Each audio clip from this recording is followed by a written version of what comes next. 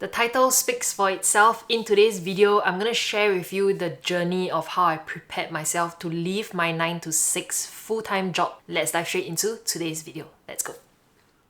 Before we go into how I prepared myself, let me share with you a little bit more about the reason why as well. I was an internal auditor in the education industry, but I wasn't finding it meaningful with everything that I was doing on a day-to-day basis. Someone could just very well replace what I do the very next day that I decided to quit my job. Everywhere you go, if you're working for someone else, they could very easily replace you no matter how good you are at your job. Yes, they might counter offer you if you decide to leave. They might even beg you to stay. But at the end of the day, a job is a job. When you work for someone else and you don't find meaning in that, then what is the point? It doesn't mean that what I'm doing is right. At the end of the day, we are all on our own path chasing what is happiness and what does it mean to us. Some of you might think that happiness is a luxury. Just go at a 9 to 6 and work, earn an income, feed your family. But I think life is meant to be more than that. Every single time we waste spending it feeling unhappy about certain situation is just time wasted. You can't get it back anymore, and happiness is a choice. I love this quote by Naval Ravikant. It says, the most important trick to be happy is to realize that happiness is a choice that you make and a skill set that you develop. You choose to be happy and then you work at it. It's just like building muscles. Knowing that I can be on this path sharing about personal finances here on YouTube to help you guys in one way or another, even if it's just a small change, managing your finances can build a better future for yourself. And I know it personally because it has truly changed my life. Everyone is on their own individual path. This is just mine, and me sharing it here on YouTube hopefully can encourage some of you guys to take action. I didn't just leave my 9 to 6 job the very next day after I decided that, you know, I'm gonna quit, I'm gonna turn in my resignation letter. This was 1.5 years in the making of planning, of saving up, of building up this side hustle here on YouTube. In addition to like 3 to 6 months of our income or expenses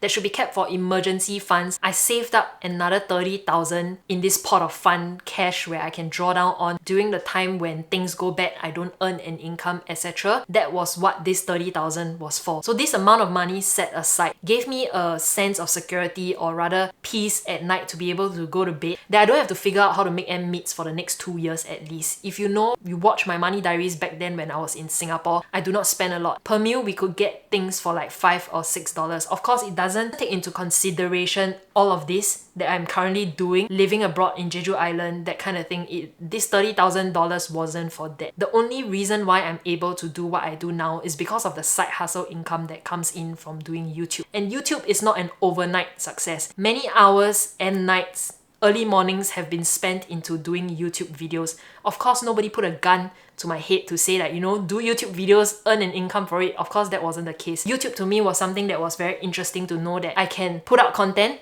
to help people with what I was good at, which is managing my own personal finances, budgeting, etc. And that is why I started this YouTube channel. Watching a lot of videos, content creators, people like Ali Abdal, Thomas Frank, these are the people who I looked up to at that point in time when I was researching on what I can do as a side hustle income to start with, and YouTube was something that was intriguing to me. When I first started, as I mentioned, I didn't know that I wanted to share about personal finance. I was good at it, I just didn't know how I could create content about it to share. And somehow or rather, you know, I first put out a video on how to budget using Wallet by Budget Bakers app, an app that I've been using for the longest of time. And more ideas started to come from there, and that was when I started doing YouTube. So at the start, first 8 months, no income, and thereafter crossed the 1,000 subscriber mark and 4,000 watch hour was when I started earning a few cents each day. And after that, it grew to like $2 to $3 a day, and more excitingly, nowadays it's at $20 to $30 a day. This took 1.5 years to build, and it was a lot of weekday nights, weekday early mornings before work, and also every single Sunday I spent from morning to night filming one entire video, editing it, and then scheduling it for the following week. It was consistency, sacrifices of not meeting friends to go out and have fun. It was a choice I made in my life. Of course, as I mentioned, no one put a gun on my head to say that, you know, you should do this, but because I was chasing after being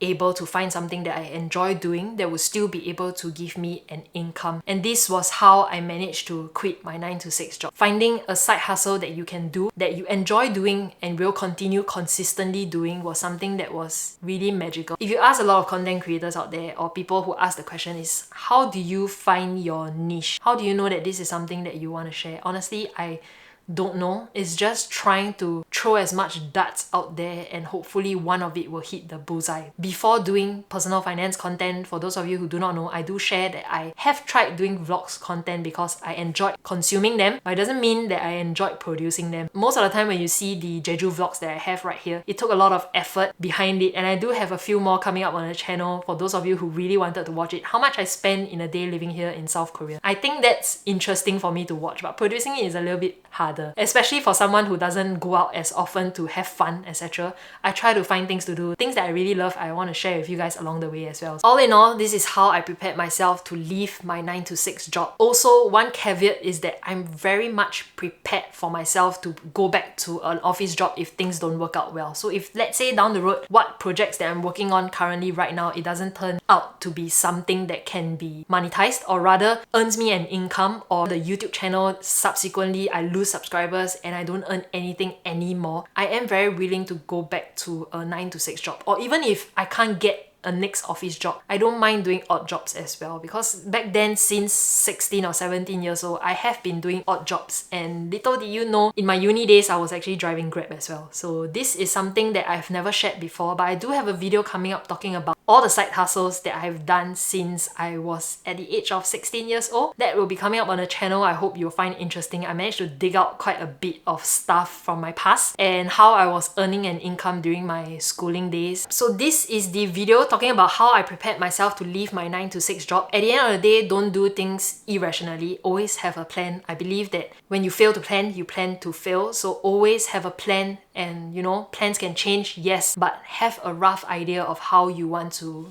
draft out whatever that it is that you want to achieve in life, in your financial plans, etc. I hope all of these videos that I put out on the channel will help you and inspire you in one way or another. A way that you can appreciate is by leaving a comment down in the comment section below. You can let me know how any of the videos that I've done has helped you in one way or another, or you can just subscribe, follow along on this journey. I really appreciate all of you out there. Everyone, we are all on our different individual paths. At the end of the day, my path is my path. You can gain some inspirations from it, but you can't compare yourself and feel lousy about it. That is the last thing I want you to feel. Please do not feel that way. Everything that I put out on the channel is not to make you feel bad about yourself, but I hope that you can take this as a source of inspiration. You can see this in a new light as a hope that you can also achieve this one day, because I looked at creators like Ali Abdal and they have all started from somewhere. I'm not anyone special, and that is why I always mention to you guys, if you have any questions, DM me on Instagram, leave it down in the comment section below. My email DMs are always open. If you have any questions, just don't be weird. I will always reply to every one of you out there. So I hope you feel my heart and what I have to share. This is all I have for today's video. If you have any questions, leave it down in the comment section below. I'll see you in my next video. I'm excited about this one. It is all my side hustles that I've done since I was the age of 16 years old. I'll see you